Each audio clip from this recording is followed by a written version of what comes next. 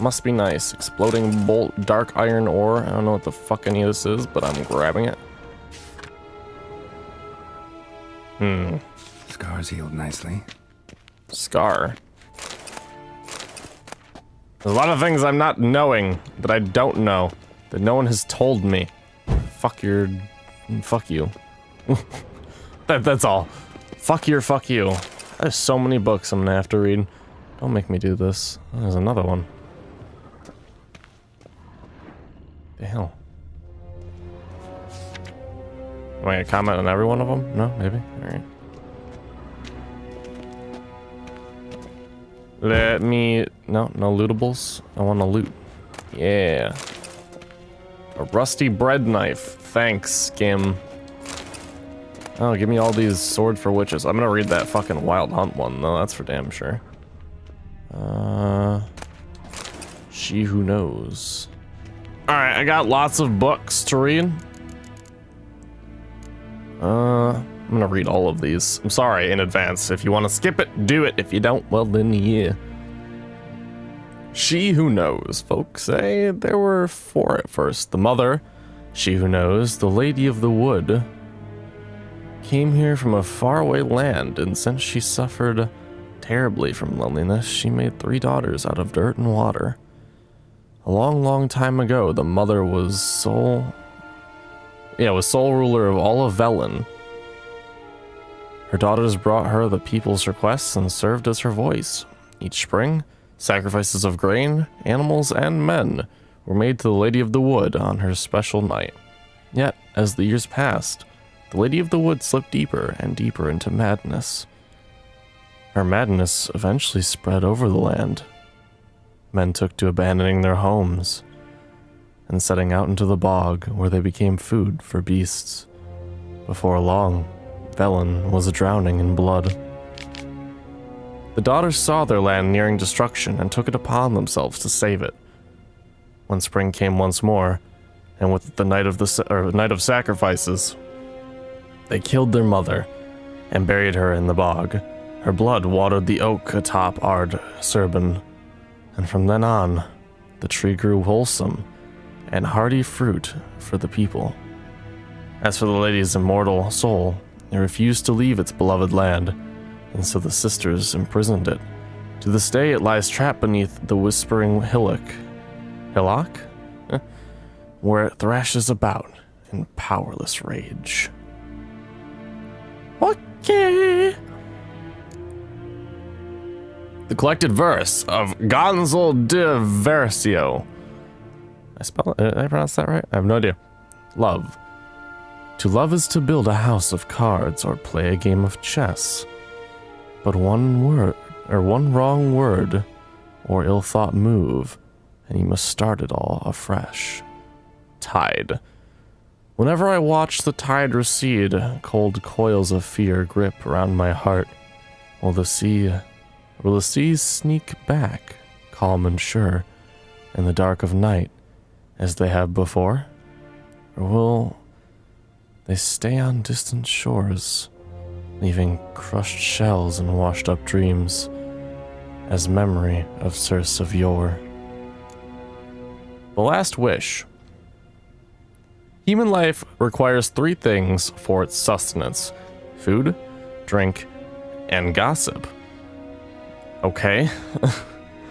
It is thus no wonder that no matter where I travel, be it ice-bound Pavis or even green Toussaint, everyone asks me about the passions that bind Geralt and the sorceress Yennefer of Vengerberg.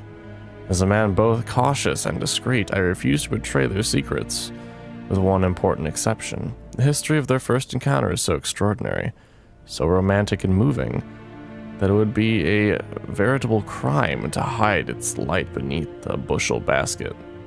Indeed, had I not witnessed these events in person, I would never believe there was room in our grim and dark world for such fantastic marvels.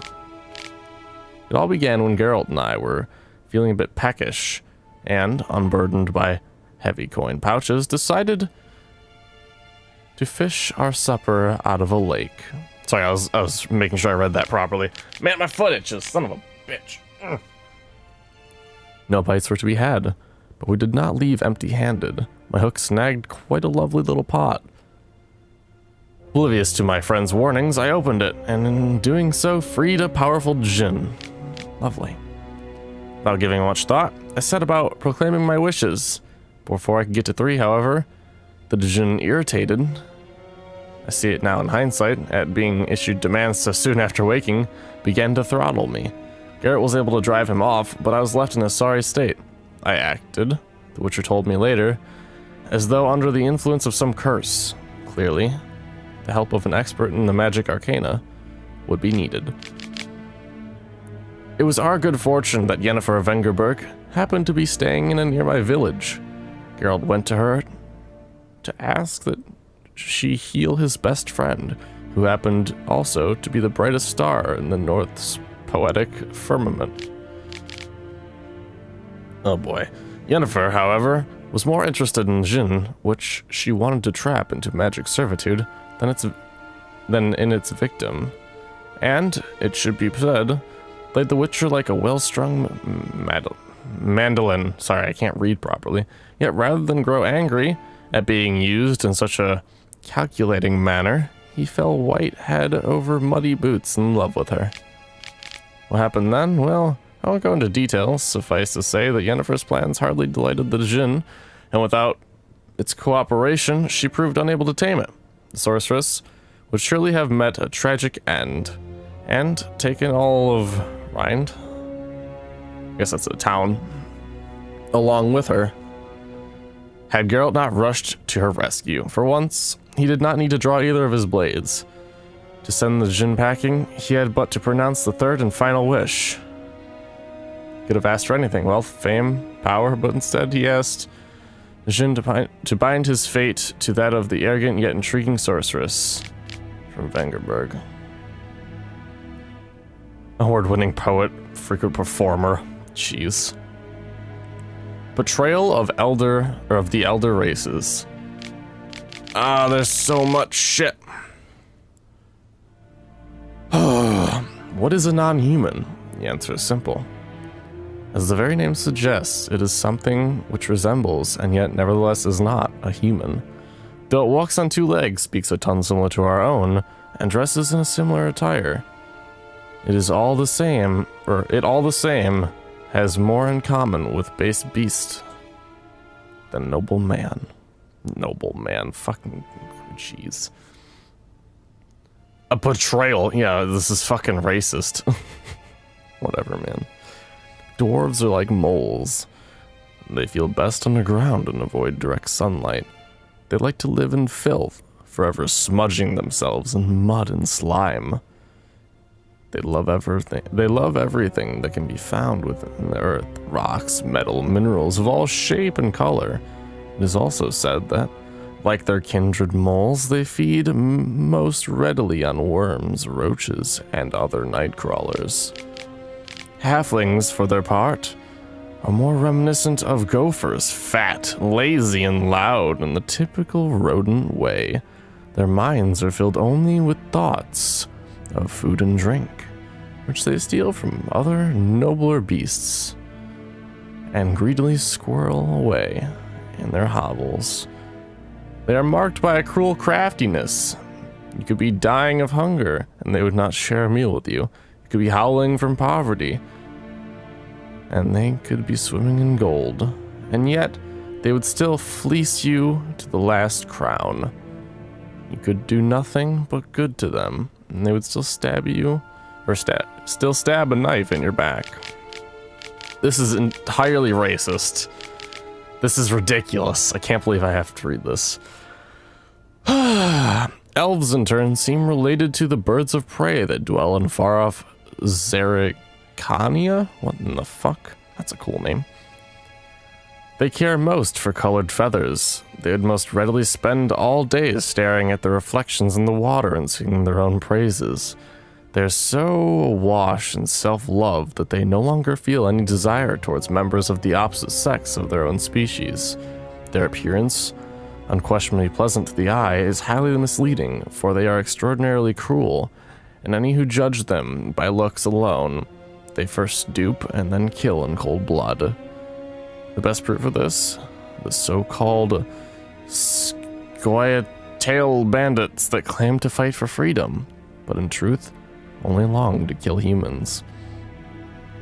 All these vile so-called elder races are, to our great fortune, slowly dying out. Joy fills the heart of every right-thinking man at the thought that his great-grandchildren will never know them, that in their day, dwarves, halflings, and elves will be mere fairy tale characters used to scare young, impressionable children. I need a sip of coffee after that. Okay, well, that was lovely. Awesome, great. Cool. Perils of the North, Novigrad. Oh, I was confused. No one can claim to have traveled the Northern Realms who has not been into Novigrad. If I were forced to list what, during my many meanderings, has made the greatest impression on me, it would be precisely this great, yet at the same time, free city. A metropolis worthy of the Empire. Its only flaw is that the civilization Nilfgaard carries within her has not yet enlightened it. That is why hordes of reactionary cultists of the Eternal Fire dwell in the midst of its excellent buildings and superb commercial infrastructure. One feels as though superstition is how the local hierarch and his temple guard cement their power over the city dwellers. And many they are to control, for the city counts no less than 30. That's a lot. Well, what the fuck? 30,000 of inhabitants. 30,000s. Right, okie dokie. While strolling through its fabulous ports, surrounded by marvels of architecture, it is hard to imagine that centuries ago, Novigrad was a mere minor elven townstead. When the city fell into the hands of Nordlings, its problems grew exponentially, for as is well known, the people of the North can do a great many things, but peaceful and orderly cohabitation is not one of them. And so Novigrad first belonged to Redania, and then fell under Temerian rule, until finally, after endless compromises and bargains, it at last became a free city. But is this city truly free? I dared to doubt it. Redanian influence makes itself felt too strongly on every street corner, and the fact that the city is located within Radovid's territory speaks for itself. Okay.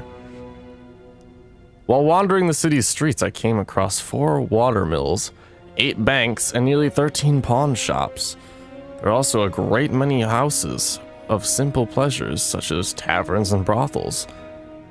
And Novigrad's commitment to matters of faith is borne witness to by the fact that the city contains no less than, I kid you not, 19 temples to the Eternal Fire. What more can be said? I think Novigrad has all the markings of the capital of the world, and perhaps that is what it will one day become. First, however, someone needs to bring order to within her walls. So much reading, but I like learning all this stuff. It's cool, you know, all this lore. Hope you guys aren't too bored. You can skip ahead, of course, as per usual. Who are the hunters, you ask? Folk like you and yours. You and yours, that's weird. I reply. The decent kind, haters of lies, doers of good. The kind who live according to the gods' laws. And nature's laws, too. Those disgusted by the machinations of witches, magicers, and non-humans.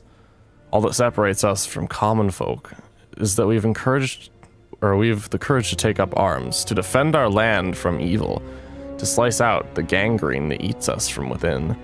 We haven't a leader. We haven't forts or land, though God-fearing Radovid supports us with his gold at times. I got lost. Where am I? We've not sworn him nor any other ruler and any oath. We serve only the Eternal Fire and we listen only to our own conscience. Who can join us? Any who is right of soul and sound of body. You can find us in every larger city in the north. We will give you board, lodging, and a weapon. We will explain how to spot the telltale signs of evil, birthmarks, and strange and arcane shapes, smooth skin on a matron aged more than 30 springs, and black cats kept in the yard, to name but a few. We will show you how to defend yourself from witchcraft, how to tame and snuff out magic elements with Materium. We'll instruct you how to squeeze the sinner's darkest secrets out of them with a hot iron, and how to grant them cleansing death with the help of sacred fire. Okay, crazy motherfuckers, let's go to the next one. Royal lineages of the North. Okay, so Ciri, born in 1251, heiress to the throne of Sintra. Princess of Brugge and Duchess of Sodden, heiress to Innis Ard Skellig, and blah, blah, blah, blah, blah. A shipwreck occurred during a journey from Sintra to Skellige. That's how you pronounce it? Skellige? Skellige. Which took the lives of Urchian and Pavida. So this further upbringing was then entrusted to her grandmother in 1260, afraid of the looming Nilfgaardian threat. The queen sent her to this dude. Was to marry the heir of the throne. Okay. Though allying with Verdun and gaining the aid of the realm's army was at the time's top priority, no marriage had ever occurred, and so returned to her grandmother's court. And also went missing. Lovely. What shall become of Temeria? How long have I been reading? Who knows? Temeria, a land where milk and honey once flowed. And what did she wrong the gods that they should treat her so cruelly? The peril of the north to some, she proved a galloping range from Nilfgaardian cavalry to others. What? Okay, sorry, I didn't understand that at first. It makes sense now that I think about it. Okay, shush, I'm bad at the reading. As a country, it had survived 2 previous wars against the Empire. It was here that the war's bloodiest battles were fought. It was in Temeria where the most bestial deeds were wrought. It was Temerian civilians who bore the full brunt of these wars' horrors. And bear them we did, bravely and steadfastly, until the demise of our great protector, King Foltest. Then turned its fickle face from Temeria, murdered most treacherously, Foltest failed to leave Temeria a worthy successor. So all manner of curse soon fell upon her, tearing her apart like so much carrion. Great. She had no more allies then. None remembered that we had once been the armor protecting the north from the designs of the mad dancer. He who had the gravestones of his foes pounded into a ballroom floor. And finally, the Wild Hunt. This is the one I really wanted to read. From farmers and herdsmen, milkmaids to midwives, all the common folk of the continent whisper, sharing tales of a wraithly precision pounding across the sky. The Wild Hunt, they call it. Winds and gales, storms and blizzards arise when it is sighted, and all grows cold, though the sun shone bright moments before. Some remember only the cold from the shock of the encounter, and claim the riders come always in winter. But nay, this is not so. The hunt brings its own ice. Death and war gallop in its wake, or so the superstition goes. Yet evil enough is the hunt itself. It takes folk captive, youths most often, in the prime of their wilding years, with 10 to 20 summers behind them. The hunt rushes in, and they disappear, only to return long years later with no memory of what passed in the time between. Okay, that doesn't tell me a whole lot, but alright. Okie dokie. Oh, God, I'm fucking cold. Why am I so cold? Why is it... No. Alright, well, I'm looking for a key. don't see a key. Well, fuck you too then, game. I read all your stuff and you're like, no. Directly out of Nordling tales. Inconceivable.